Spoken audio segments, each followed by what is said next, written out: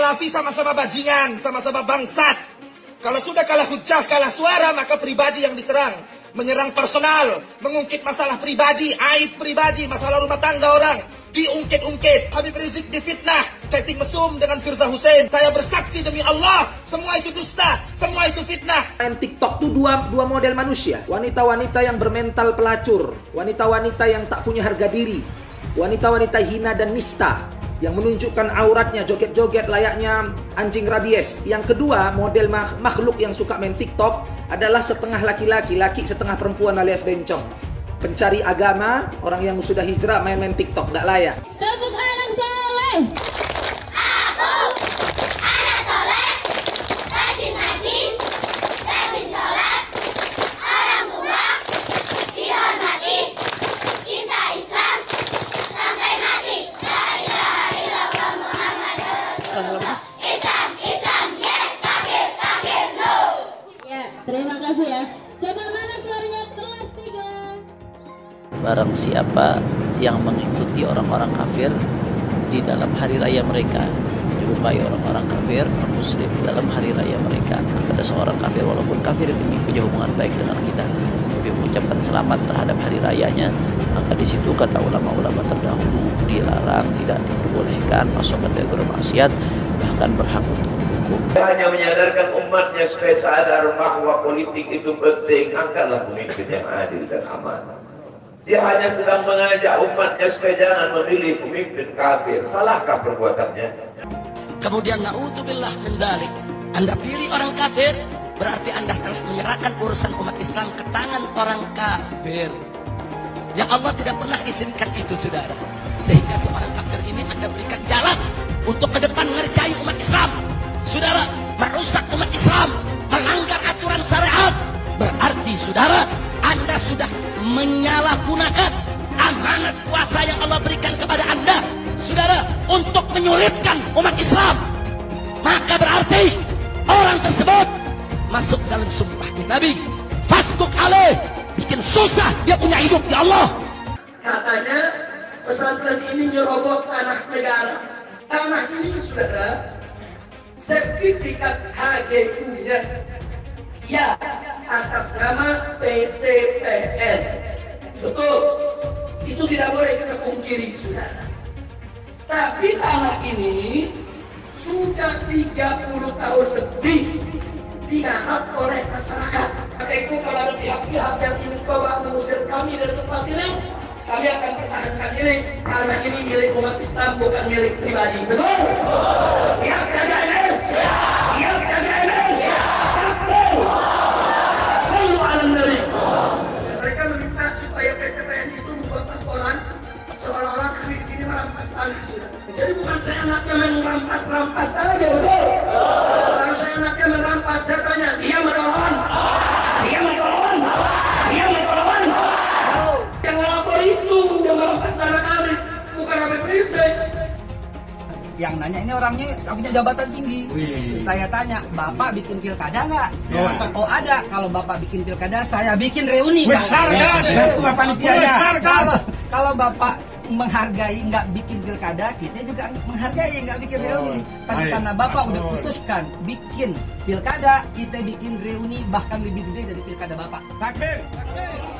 Ustadz Maher Al-Tuwailibi, saya mau bertanya, kalau wanita udah punya suami terus tidur sama orang lain, semana Ustadz? Ceraikan apa bunuh? Kau bunuh dia, kau antukkan kepalanya 100 kali ke tembok, setelah itu kau potong jari jemarinya, ya, kau taruhkan asam jawa, asam jeruk nipis, habis itu jarinya kau goreng, kau jejalkan ke mulut dia.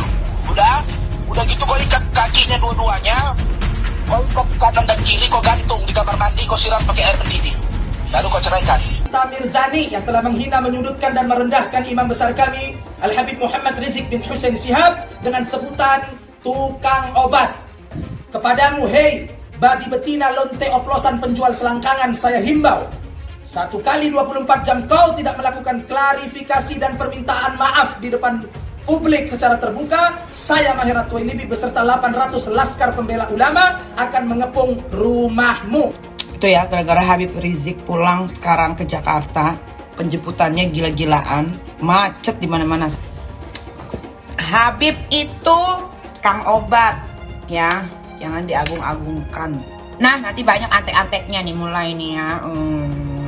Jalan ditutup tuh. Lihat tuh. Ya Allah, banyak banget ini orang-orang beriman nih.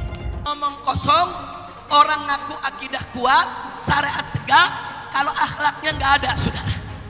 Yuk sama-sama kita revolusi akhlak. Rekonsiliasi dengan Pak Habib Rizik, kita nggak ada masalah. Dari awal saya katakan, Pak Habib Rizik mau pulang, ya pulang saja. Pergi-pergi sendiri, pulang-pulang silakan. Tidak ada yang perlu direkonsiliasi. Istilah kriminalisasi ulama itu nggak ada. Kita nggak mengenal itu istilah itu. Pertanyaannya siapa yang dikriminalisasi? Nah, kadang-kadang untuk membangun sebuah emosi istilah-istilah itu dikedepankan. Negara juga harus menegakkan aturan-aturan melalui law enforcement. Kalau enggak nanti ya kacau balau kan begitu. Nah, siapa yang kena law enforcement itu ya mereka-mereka yang salah. Ini saya belum apa-apa, belum pulang aja. Nanti Habib Rizik akan kita buka lagi kasusnya. Ini apa-apaan? Kriminalisasi ulama. Anda tidak mau ada revolusi berdarah. Bebaskan Ustadz Abu Bakar Bashir yang sudah sepuh. Habib Bahar bin Smith yang dizalimi. Bebaskan mereka, bebaskan para buruh, bebaskan para mahasiswa, bebaskan para pendemo, bebaskan para pelajar yang saat ini masih memenuhi ruang-ruang tahanan, saudara. Ulama yang asli, nah ulama ada dua, ada asli, ada ulama-ulamaan. Meminta kepada kepolisian negara RI agar tidak ragu-ragu untuk menangkap dan menahan saudara Muhammad Rizik Syihab, menghina Pancasila, menghina agama Hindu, agama Kristen, menghina masyarakat Sunda dan sebagainya. Kasus Ahok ini telah terang benderang sebuah penistaan agama yang tidak boleh dibiarkan. Dan saya sampaikan di sini, agama apapun di Indonesia tidak boleh dinistakan. Siapapun di Republik ini tidak boleh menistakan agama. Nah, karena itu sekali lagi dan sekali lagi hukum harus ditegakkan. Menghina umat Islam, menghina ulama. Karena itu kita minta kepada majelis hakim agar terdakwah ini segera ditahan. Berpotensi besar untuk melarikan diri. Itu yang nggak boleh kita lupa tuh. Untuk segera ditahan. Karena sudah berulang kali selalu mengulang-ulangi penodaan agama, ditambah berpotensi untuk melarikan diri. Pancasila Soekarno, ketuhanan ada di pantai. Anak Tuhan dari mana? Kalau Yesus anak Tuhan, bidangnya siapa? Besok di seluruh wilayah Indonesia akan katakan dan padahal dia minoritas. Dia mulai tahu pertama kafir, kedua goblok. Kitab Bible Kristen itu bohong. Saya bukan mengatakan Bible Kristen fiksi, Bible Kristen itu palsu. Karena di salib itu ada jin kafir. Karena di salib itu ada jin kafir. Karena di salib itu ada jin kafir. Haleluya. Saya nggak pernah mundur untuk kebenaran, keadilan, kejujuran. Dan peri kemanusiaan, gue nggak pernah mundur. Dan gue nggak pernah takut juga sama lu. Siapapun yang rasis, gue akan hadapin. Gue bilang. Karena rasis itu tidak berperi kemanusiaan. Karena saya ditanya dulu kan, kamu nyesel nggak statement kamu di Pulau Seribu sehingga masih masuk penjara? Tidak pernah nyesel. Karena saya mengatakan kebenaran. Hai teman-teman, saya mau memperlihatkan transaksi saya hari ini lakukan trading di eToro. Ini bukti transaksi saya untung $4.500 US, itu sekitar 68 juta rupiah. Semua keuntungan bisa saya dapatkan dengan fasilitas copy trading di eToro. Kalau saya bisa, kalian juga bisa guys. Oke, itu yang mau saya tunjukkan. Like video ini sekarang juga dan gunakan link di kolom deskripsi, maka kalian berhak dapat bonus kalian. Promo ini ada masa waktunya, jadi jangan ketinggalan. Bukan cuma itu saja, transaksi tidak dikenakan fee, baik itu investasi saham, trading forex, komoditas, bitcoin, dan lainnya. Kalian bisa melakukan transaksi berapa kali pun atau unlimited trading. Dan tidak ada fee sama sekali. Jika transaksi di tempat lain sudah berapa fee-nya. Setelah nonton video ini, ayo bergabung dengan eToro hari ini, gratis dan tidak ada minimal deposit. Pastikan kalian menggunakan link di kolom deskripsi untuk mendapatkan welcome bonus. Kalian bisa menggunakan bonus $100.000 di akun virtual untuk latihan. Bukan cuma itu, kalian akan dapat kelas trading online gratis senilai 3 juta rupiah atau $200 jika kalian deposit di bulan ini. Selamat menonton guys, enjoy! Hai semua, dengan saya Jonas Leong. Terima kasih banyak buat kalian penonton setia yang selalu menonton di channel ini. Saya secara personal sangat menghargai waktu kalian. Dan saya sudah menganggap kalian sebagai family karena kalian selalu support di channel ini. Bagi kalian yang selalu menuliskan opini kalian di kolom komen, saya baca komen kalian satu persatu. Saya baca komen kalian untuk mengetahui opini kalian, tanggapan kalian, dan masukan kalian sangat berguna untuk video selanjutnya. Terima kasih banyak buat kalian yang selalu menekan tombol like di awal video. Video seperti ini membutuhkan waktu dan juga research. Dan ini semua gratis untuk kalian. Jadi pastikan kalian menekan tombol like-nya supaya saya mengetahui kalian menyukai konten yang saya bagikan. Mengatakan bertiktok itu haram hukumnya. Ya, karena TikTok itu seperti pisau. Kalau digunakan untuk menikam orang berdosa, kalau digunakan untuk mengiris cabai, bawang, tomat, ya, timun, maka halal. Itu benda mati. Digunakan untuk apa TikTok itu? Tergantung orangnya. Tapi rata-rata, kalau udah saya perhatikan aplikasi TikTok itu, rata-rata secara umum, walau tak semua, tapi rata-rata pemain-pemain TikTok itu dua model manusia. Dua model makhluk. Yang pertama para wanita-wanita yang bermental pelacur. Wanita-wanita yang bermental pelacur. Wanita-wanita yang tak punya harga diri. Wanita-wanita hina dan nista. Yang menunjukkan auratnya joget-joget layaknya anjing rabies. Yang kedua, model makhluk yang suka main TikTok adalah setengah laki-laki, laki setengah perempuan alias bencong. Jadi nggak layak orang beriman, penuntut ilmu, orang berpendidikan, intelektual, pencari agama, orang yang sudah hijrah main-main TikTok, nggak layak. Saya ingin menyampaikan terima kasih, apresiasi yang tinggi kepada para habaib, para ulama, para kiai. Yang saya tahu betul, walaupun saya ada di kota suci Mekah, tapi mereka tidak pernah putus terus mendoakan saya. Di masjid-masjid, di majelis-majelis taklim, di pondok-pondok pesantren, saking banyaknya tidak mungkin saya sebutkan satu persatu. Jadi luar biasa. Bahkan saudara, kalau tanpa doa-doa tersebut, mungkin saya sudah tumbang dalam perjuangan. Kalau tanpa doa-doa tersebut, mungkin saya sudah sampai titik jenuh atau mungkin putus asa dalam perjuangan saudara, karena begitu dahsyat dan hebatnya segala tantangan yang kita hadapi. Tapi berkat doa para ulama, para habaib, para santri di masjid, di pondok pesantren, di mana-mana, saya sampai itu semua beritanya saudara. Doa-doa tersebut membangkitkan semangat. Doa-doa tersebut menghidupkan kembali semangat yang mulai padam saudara. Doa-doa tersebut memberikan semangat baru. Doa-doa tersebut menjadi motivasi sehingga kita tidak terjerumus dalam keputusasaan atau kejenuhan di dalam perjuangan, sehingga kita tetap bisa tegar menghadapi segala tantangan. Kami nggak pernah sangka tiba-tiba disambut oleh umat sedemikian rupa. Saya nggak pernah sangka. Paling-paling kita pikir yang akan menyambut kawan-kawan dari DPP FPI, kemudian para guru dan santri dari markas syariat, atau kawan-kawan dekat ya Ikhwan. Kami tidak pernah menyangka keluar dari pesawat di pintu pesawat. Itu penjemputan sudah luar biasa. Bukan di luar bandara, di pintu pesawat. Itu jalan sudah susah ya Ikhwan. Jadi semua pegawai-pegawai di bandara sana, baik imigrasinya, cuananya, saudara angkasa puranya, security-nya, maintenance-nya, saudara teknisinya, saudara para pilotnya, pramugaranya, pramugari, semua saudara rame-rame menyambut kedatangan kita dan mengantar ke pintu gerbang. Jadi ini semua adalah minhah ilahiyah. Nah, tapi begitu sampai di pintu gerbang, lautan manusia luar biasa. Dan ini tidak mungkin terjadi, saudara, begitu saja. Ya, ini karunia Allah, ini anugerah Allah. Tapi ini semua terjadi tidak begitu saja. Ini terjadi karena adanya motivasi, adanya dorongan, adanya konsolidasi, adanya koordinasi, adanya persatuan dan kesatuan antar pondok-pondok pesantren, masjid-masjid, musola-musola, ormas-ormas Islam, termasuk majelis-majelis taklim, saudara. Dan semoga persatuan ini bisa kita jaga. Persatuan ini terus bisa kita tingkatkan, saudara. Karena persatuan semacam itulah yang menjadi penyebab turunnya keberkahan. Nabi mengatakan, alaikum bil jamaah, fa inna yadallahi ma'al jamaah. Wajib atas kamu berjamaah, bersatu. Kenapa? Fa inna yadallahi ma'al jamaah. Karena sesungguhnya tangan Allah, pertolongan Allah, keberkahan dari Allah itu ada bersama jamaah, saudara. Jadi pertolongan Allah itu ada pada kebersamaan.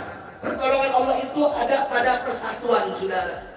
Sekuat apapun kita, sekaya apapun kita, sehebat apapun kita, sebanyak apapun jumlah kita, tanpa pertolongan Allah kita lemah, nggak ada artinya ya.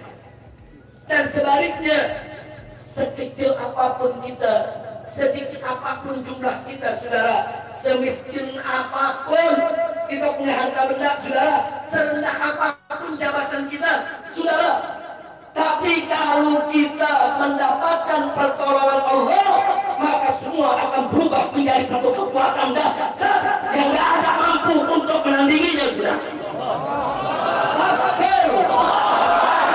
Insya Allah wabah corona akan segera hilang, saudara. Ya, pesantren ini beberapa tahun terakhir mau diganggu, mau diganggu, saudara. Jadi ada yang mengganggu, mau usir di pesantren, mau usir di pesantren, mau tutup di pesantren, dan menyebar fitnah. Katanya pesantren ini nyerobot tanah negara. Nah ini perlu saya luruskan. Jadi supaya semua mumpung lagi kumpul ini semuanya, supaya tahu, saudara. Tanah ini, saudara, sertifikat HGU-nya ya atas nama PTPN, salah satu BUMN. Betul, itu tidak boleh kita pungkiri, saudara. Tapi tanah ini sudah 30 tahun lebih digarap oleh masyarakat, tidak pernah lagi ditangani oleh PTPN, saudara. Catat itu baik-baik. Poin pertama, sertifikat HGU tanah ini, saudara, itu milik PTPN. HGU bukan hak milik. HGU hak guna usaha, saudara, bukan hak milik.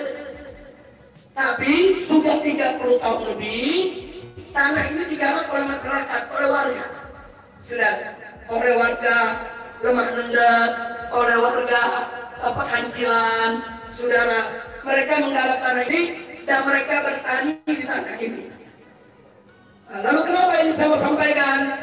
Nah, yang ingin saya garis bawahi, ada undang-undang di negara kita. Perhatikan ini undang-undang, saudara. Satu, undang-undang agraria. Di dalam undang-undang agraria disebutkan, saudara, bahwa kalau satu lahan kosong atau terlantar digarap oleh masyarakat lebih dari 20 tahun, maka masyarakat berhak untuk buat sertifikat, saudara. Ini bukan 20 tahun lagi, sudah lebih dari 30 tahun. Berarti masyarakat berhak tidak? Bukan ngambil tanah negara, saudara. Itu satu. Yang kedua, undang-undang tentang HGU, tentang hak guna usaha. Di situ disebutkan, saudara, sertifikat hak guna usaha tidak bisa diperpanjang atau akan dibatalkan jika satu, lahan itu ditelantarkan oleh pemilik HGU. Si pemilik HGU tidak menguasai secara fisik lahan tersebut. Itu undang-undang, saudara. Nah, tanah ini HGU-nya milik PTPN, betul. Tapi 30 tahun PTPN tidak pernah menguasai secara fisik, saudara. Catat itu. Dan secara 30 tahun tanah ini ditelantarkan oleh PTPN. PTPN nggak pernah berkebun lagi di sini, saudara. Berarti HGU-nya seharusnya batal. Lalu kalau sudah batal, untuk siapa?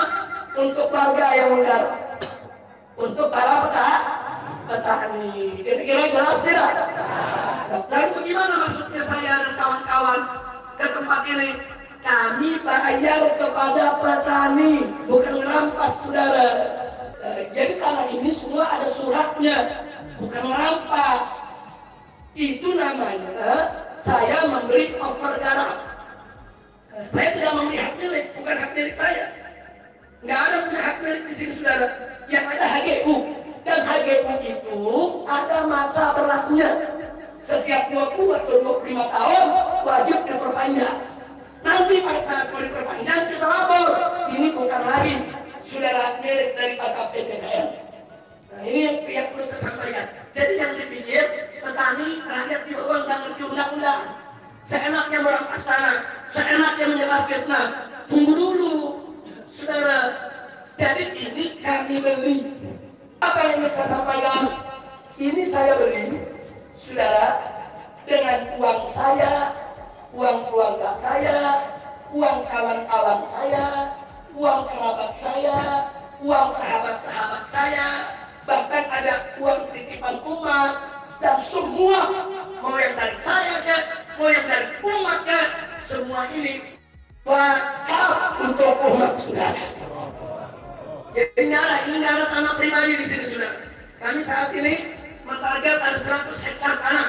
Di sini insya Allah akan menjadi markas syariat. Maka itu kalau ada pihak-pihak yang ingin coba mengusir kami dari tempat ini, kami akan pertahankan ini karena ini milik umat Islam bukan milik pribadi. Betul? Siap jaga MS? Siap jaga MS? Takbir! Sallu ala Nabi. Akhirnya sebagai penutup saya menyampaikan kepada pemerintah khususnya. Kalau memang pemerintah melihat lahan ini perlu diambil oleh negara, tidak nolak. Mau diambil silakan. Silakan kapan saja pemerintah mengambil ini tanah. Kalau merasa ini memang tanah negara, dibutuhkan oleh negara, silakan ambil. Tapi tolong kembalikan semua uang yang sudah dikeluarkan oleh umat untuk membeli dan membangun tempat ini saudara. Supaya uang tersebut bisa kita beri lahan di tempat lahir untuk membangun yang sama. Jadi bukan saya anaknya merampas-rampas saja, betul?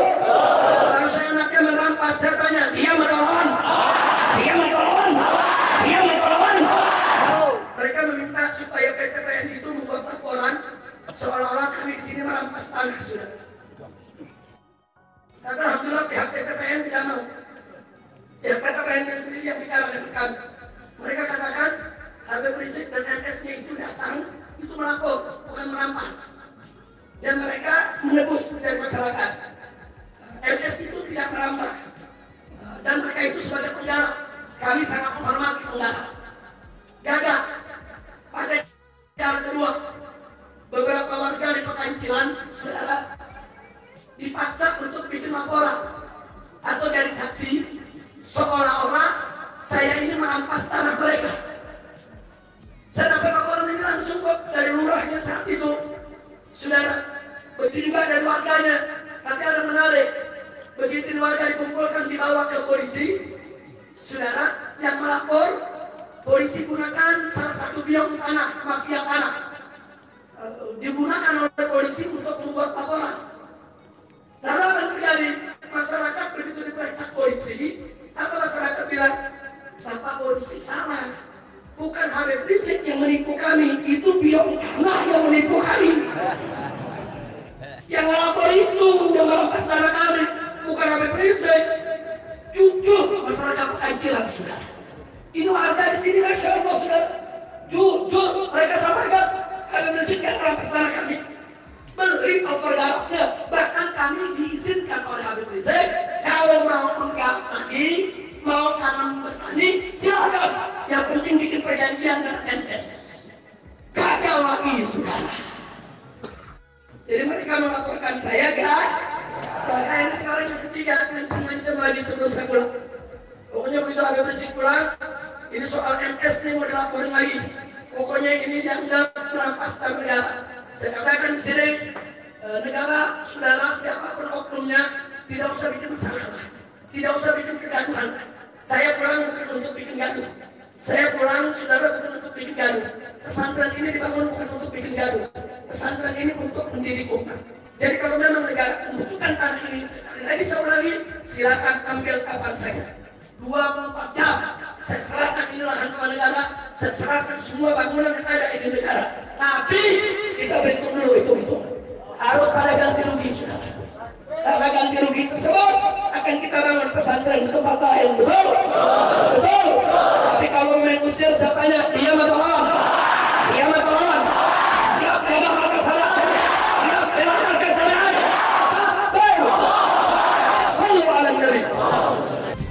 Maher At-Tuwailibi menghimbau kepada saudari Nikita Mirzani yang telah menghina, menyudutkan dan merendahkan imam besar kami Al-Habib Muhammad Rizik bin Hussein Shihab dengan sebutan tukang obat.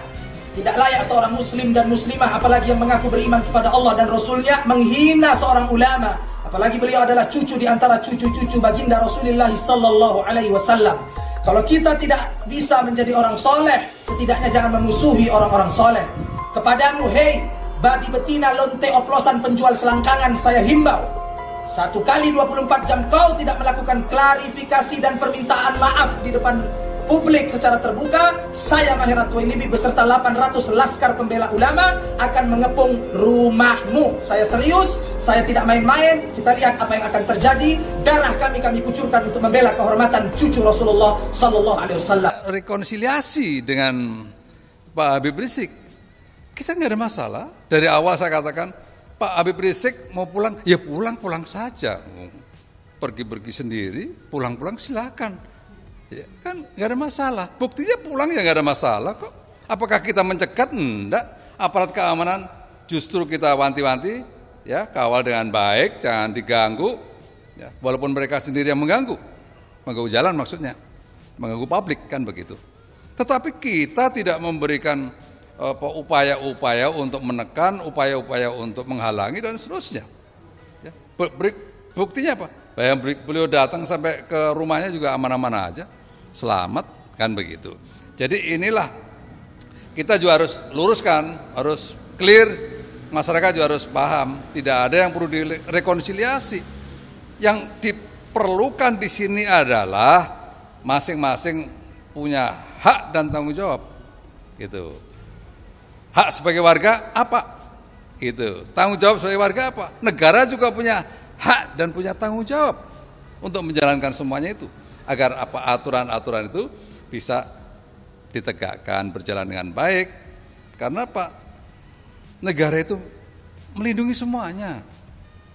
Bukan hanya melindungi bukan hanya mikirin orang-orang yang suaranya keras, salan mayoritas nggak dipikirkan, enggak. Semuanya harus merasakan aman, nyaman, ya.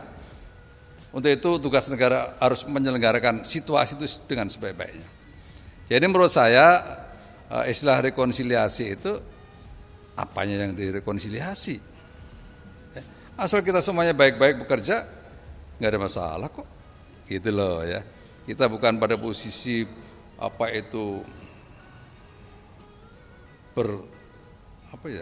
enggak, posisinya baik-baik aja kok sebenarnya. Gitu ya, saya pikir ya, istilah itu mungkin pandangan saya seperti itu ya.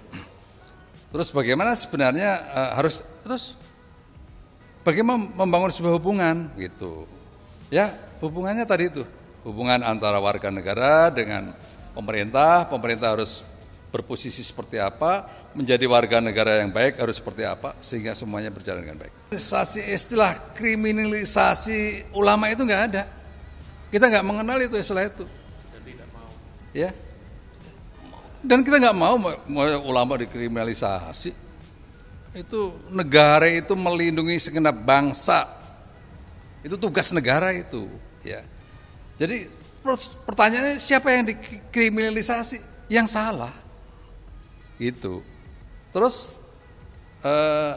yang salah siapa? Yang nggak ngerti. Apakah dia ulama? Apakah dia ini? Apakah dia ini? Tapi jangan terus bahasanya kriminalisasi ulama, enggak. Kriminalisasi yang salah. Nah, kadang-kadang untuk membangun sebuah emosi, istilah-istilah itu dikedepankan. Jadi saya ingin katakan kepada masyarakat Indonesia bahwa negara melindungi segenap bangsa dan warga negaranya. Nggak ada itu negara semena-mena, nggak ada seperti itu. Tetapi negara juga harus menegakkan aturan-aturan melalui law enforcement. Kalau enggak nanti ya kacau balau kan begitu. Nah, siapa yang kena law enforcement itu ya mereka-mereka yang salah. Jadi terus jangan dibalik negara atau pemerintah mengkriminalisasi ulama. Enggak, menurut saya tidak ada itu. Kita tidak mengenal istilah itu. Ya. Yang dikriminalkan adalah mereka-mereka yang betul-betul salah. Dan itu ada bukti-buktinya. Tentang beredarnya ada rekaman fitnah yang mengatasnamakan Firza Husein, juga saya, sekali lagi saya katakan, itu semua adalah fitnah. Dan kita tahu alhamdulillah kemarin bahwa Firza Husein juga sudah menyampaikan bantahan melalui juru bicaranya, yang mana Firza Husein menolak bahwa rekaman suara ataupun foto ataupun chat yang ada sama sekali beliau tidak bertanggung jawab dan tidak tahu menahu, bahkan beliau marah dan akan melakukan penuntutan terhadap yang melakukan rekayasa tersebut. Nah, adapun soal fitnah semacam ini saya sampaikan kepada semua yang ada di sini, saya ini sudah kenyang difitnah. Difitnah beristri 6, difitnah selingkuh sama perempuan, kemudian difitnah terima sogokan 100 miliar, difitnah serobot tanah negara, difitnah menghina Pancasila, difitnah anti Bhinneka Tunggal Ika. Jadi udah segudang fitnah yang ada. Pancasila Soekarno, ketuhanan ada di pantat. Anak Tuhan dari mana? Kalau Yesus anak Tuhan, bidangnya siapa? Besok di seluruh wilayah Indonesia kami katakan dalam Corona datang, musibah-musibah datang, tiada lain dan tiada bukan, saudara. Pasti kesalahan ini ada kaitannya. Apa kaitannya? Karena Habib Rizik tidak boleh kembali ke tanah air. Allah Ta'ala murka dan Allah kirimkan corona ke Indonesia, sudah. Insya Allah wabah corona akan segera hilang, saudara. Hai teman-teman, kalian sudah membuka akun untuk melakukan investasi atau trading? Jika belum, membuka rekening di Toro gratis loh. Bahkan cuma butuh 5 menit saja. Cepat dan simple. Dan semua bisa dilakukan secara online. Sampai saat ini ketika kita mau melakukan investasi saham atau trading forex, kita masih menggunakan cara yang kuno. Seperti kita menelpon banker atau broker yang melakukan atau mengeksekusi transaksi kita. Tapi apakah kalian tahu di Toro kita membeli saham atau forex, kita cuma login, lalu memilih apa yang kita mau, lalu masukin angka berapa banyak yang ingin kita beli, lalu tinggal klik. Sesimpel itu. Sampai saat ini kita bingung mau investasi saham luar negeri, trading forex, komoditas, dan cryptocurrency di mana tempatnya. Kita bisa transaksi semua trading ini di Toro. eToro merupakan one-stop shopping. Sampai saat ini kita membayar fee di setiap transaksi kepada banker atau broker.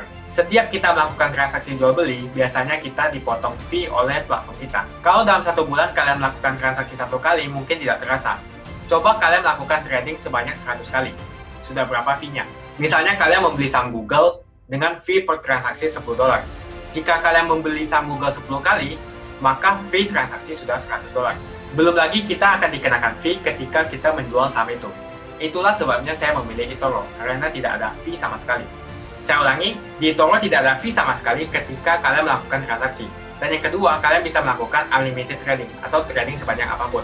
Ya, kalian bisa melakukan trading 10 kali, 100 kali, 1000 kali dalam sehari tanpa dikenakan fee. Jadi berapa banyak uang yang kita hemat dari fee saja. Sampai saat ini ketika uang dana kita dikelola oleh manajer keuangan, terkadang kita tidak diberitahu ketika akan melakukan transaksi. Bahkan investasi kita dipotong biaya.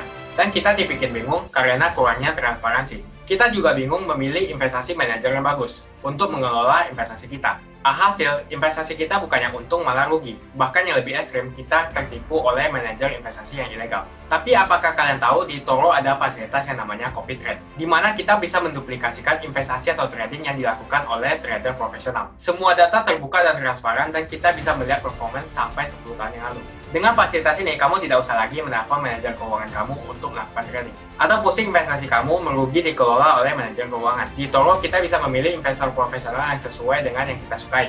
Dan di Toro banyak sekali profesional investor yang keuntungannya di atas 50%. Bulan ini saya profit 140%. Jika kalian ingin profit seperti saya, kalian tinggal menggunakan fasilitas copy trade. Jadi ketika saya profit, maka otomatis kalian akan mendapatkan profit. Mau beli saham Google, 1 unitnya mahal. Di Toro, kalian bisa beli di bawah 1 unit atau pecahan unit. Contohnya kita membeli saham Google dengan hanya $50 saja, yaitu 0,02 unit. Di platform lain, kalian diwajibkan untuk membeli minimal 1 unit atau $1.500 untuk saham Google. Dengan $50 atau Rp700.000 saja, kalian sudah bisa memiliki saham Google. Menarik bukan? Saya sudah lama menggunakan eToro dan minggu ini saya profit 140%. Jadi bergabunglah dengan eToro dan mulai profit hari ini. Jadi apa yang kalian tunggu, mendingan kalian cobain sendiri aja deh. Tutorial bisa kalian cek di kolom deskripsi dan kalian harus menggunakan link di kolom deskripsi untuk mendapatkan welcome bonus. Jika tidak, maka tidak akan mendapatkan bonus. Dan gunakan bonus $100.000 di akun virtual Anda untuk mengenal lebih jauh tentang eToro atau bisa digunakan untuk latihan. Bukan cuma itu, kalian akan dapatkan kelas trading gratis yang nilainya 3 juta rupiah jika kalian deposit di bulan ini. Makasih banyak buat kalian yang nggak skip dan nonton video ini sampai habis. Saya secara personal sangat menghargai waktu kalian. Makasih banyak buat kalian yang sudah tekan tombol subscribe, dan makasih banyak buat kalian yang sudah tekan tombol loncengnya. Jangan lupa bagikan informasi ini ke teman atau family Anda. Mungkin teman atau family Anda membutuhkan investasi ini. Oke guys, sekian dulu dari saya. Jangan lupa follow Instagram saya di @johannesleongofficial untuk kata-kata motivasi setiap harinya. Bagi kalian yang termotivasi nonton video ini, ayo like video ini dan subscribe di channel ini. Dan buat kalian yang sudah subscribe di channel ini, jangan lupa tekan tombol loncengnya supaya kalian mendapatkan notifikasi setiap kali saya upload video. Saya menggunakan eToro untuk melakukan investasi. eToro merupakan broker multi aset di mana Anda dapat berinvestasi pada pasar keuangan global, seperti di saham, komoditas, forex, cryptocurrency, atau di ETF. eToro juga dikenal dengan social trading platform, di mana Anda bisa mengcopy transaksi dari trader profesional, sehingga cocok sekali bagi Anda yang sibuk atau tidak memiliki keahlian untuk trading atau berinvestasi sendiri. Misalnya Anda menggunakan copy trading untuk menduplikasi aktivitas trading saya. Jika saya profit, maka kamu akan otomatis profit. Mau profit seperti saya? Gunakan copy trade hanya di eToro. Pastikan gunakan link di kolom deskripsi untuk mendapatkan bonus.